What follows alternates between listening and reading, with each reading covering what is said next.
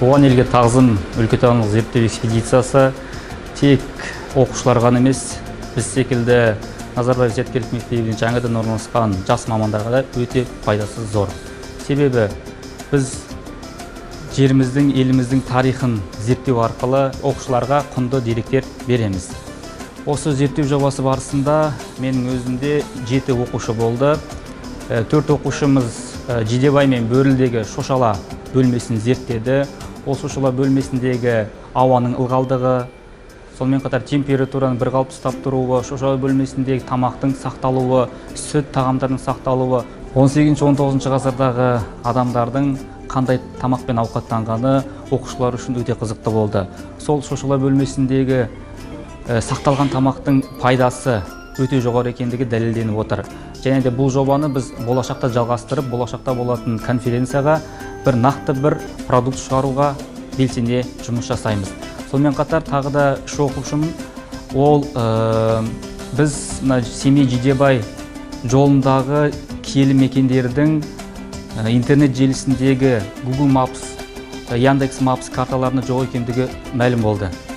Сол себептен осы киелі Абай, Шәкәрім, Мұхтар жеріне келуші туристер киелі мекендерді бара алмай жатыр, ауа райына байланысты немесе көре алмайды. Соған байланысты біз осы Google Maps, Яндекс Mapsқа сол жерлердің орналасқан жерін, қалай жету керектігін, сол жерде не құнды екендігін көрсету арқылы оқушылар өздерінің жобасын ойлап тапты. Ол картада Аралтөбе, Тышқан, Үйтас өте жақсы көрсетілген. Сонымен қатар осы жерлерді болашақта одан да жақсы қылып көрсетуге біздің алдағы жоспарда бар.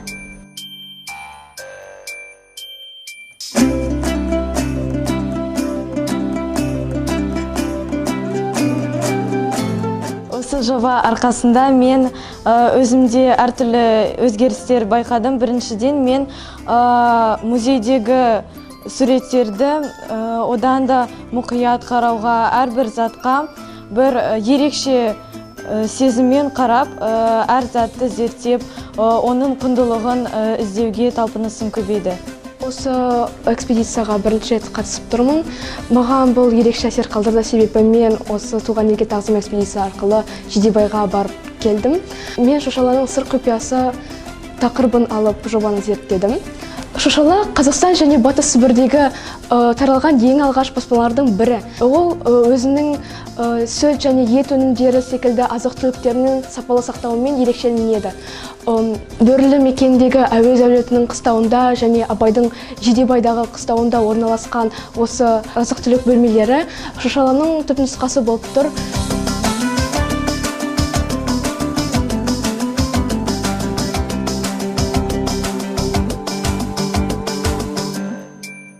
Бір аптаға созылған туған елге тағзым экспедициясы бүгін міне шегіне жетіп аяқталып отыр. Осы туған елге тағзым экспедициясы осы Назарбаев зияткерлік мектептерінде жыл сайын дәстүрге айналған, жыл сайын өтіп отырады. Бұл өте жақсы ұйымдастырылған экспедиция деп ойлаймын. Себебі оқушылардың бойында толғандырған өзінің туған жері, туған қаласы туралы әртүрлі мәселелерді шешу жолдары қарастырылған. Және осы экспедиция нәтижесінде өздерінің ойларындағы толғандырған ойларын толығымен шеше алады деп те айта аламын. Немесе сол шешілмеген проблемаларын олар ары қарата зерттеу жұмысы барысында жалғастырады. Жалпы оқушылардың бойындағы әртүрлі зерттеушілік қасиеттері, сұхбат алу, адамдармен тіл табыса білу, алған материалдарын өңдеу, және іздей білу, өз ойларын еркін жеткізе білу дағдылары шыңдала түседі.